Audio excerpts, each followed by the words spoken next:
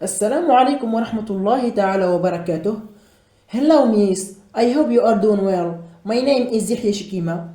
Actually, I'm going to explain the differences between ESB and EGP because it's very important topic, and in my presentation the difference is practical, it's not theoretical. So let me start with introduction.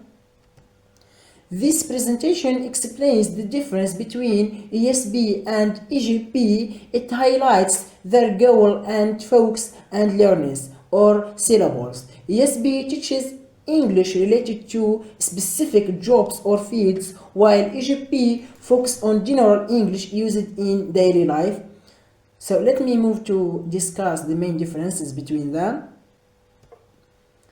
The difference between ESB and EGP, here I have four features about this.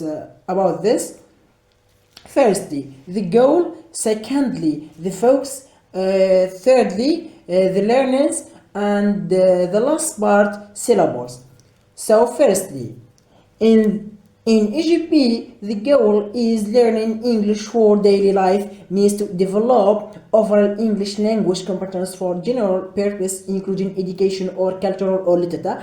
But in ESB, the goal is learning English for study and work, means use English as a tool to achieve specific objectives related to a particular professional or academic fields. So this is choose the differences between them in the goal. But the second point, which is the focus, EGP focus on language itself, like grammar, structure, vocabulary, and the four skills includes reading, writing, listening, and speaking. While ESB focus on learning needs, here, which means language taught is restricted vocabulary and grammar or skills required to perform specific tasks in that field. And the next, the learners. EGP learners are mostly pupils or general students.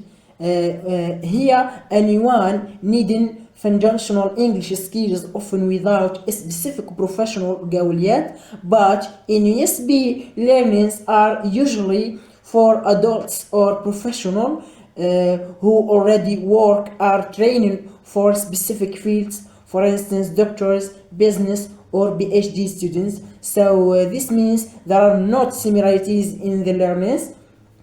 And the last part, which is syllables. Syllables in EGP can be general or different topics, for example, family or travel, food or weather, because it must be flexible. However, in ESB, focused on fields such as technical reports or legal contracts.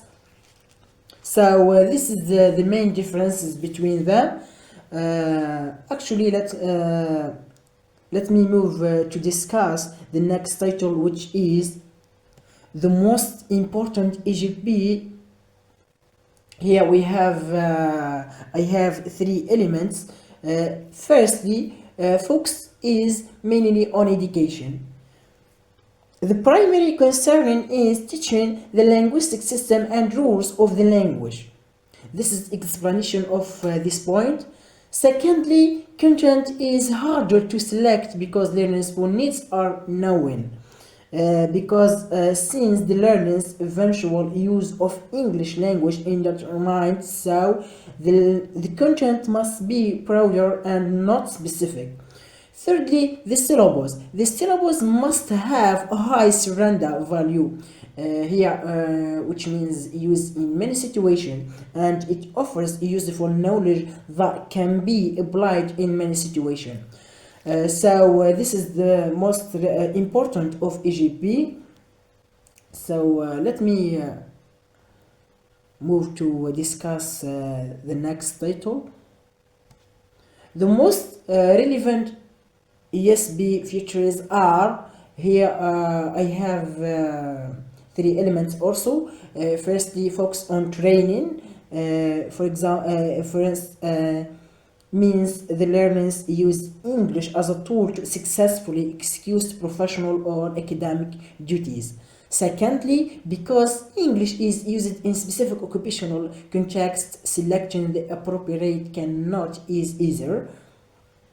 A detailed needs analysis exactly what language is required. So this is the explanation of this point. And thirdly, the syllabus has a high surrender value and relates to specific content, which means the knowledge is highly valuable within jobs or fields. So this is the most relevant of ESB. Let me move to read the conclusion. Conclusion: ESB and EGP serve different purposes and different types of learners. EGP builds general English abilities needed for everyday communication, while ESB focuses on specific language skills required in academic or technical or professional fields. Understanding the distinction helps teachers design more effective and relevant courses. So this is my presentation. At the end, I would like to thank you for your listen to my video presentation. Have a nice day.